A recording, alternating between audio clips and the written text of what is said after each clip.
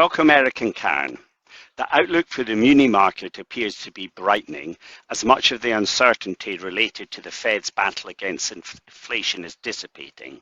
You've identified New York as having a tough road ahead. What are your key concerns? Hi, Roger. Thanks for having us.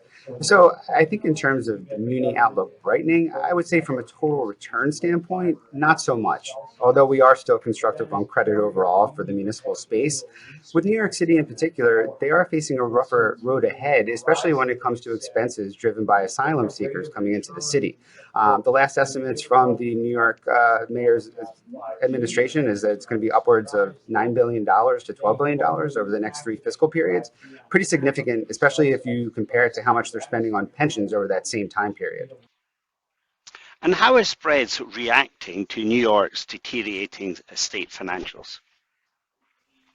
We're definitely seeing additional risk being priced into the credit. If you take a look at the 10-year spreads, you see that widened to 36 basis points, which is above 5-year averages. And definitely when you compare it to single A education credits or even look at New York State itself, you're seeing that the evidence in New York City spreads widening significantly.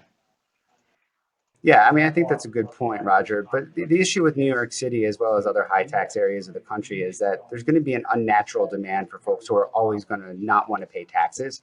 And so what's going to happen is even if finances deteriorate further and spreads widen, there's going to be a cap that comes in fairly soon where buyers are going to look and say, this is extraordinarily cheap to other areas of the marketplace. And so they're going to keep those in check. Thank you, Eric and Karen.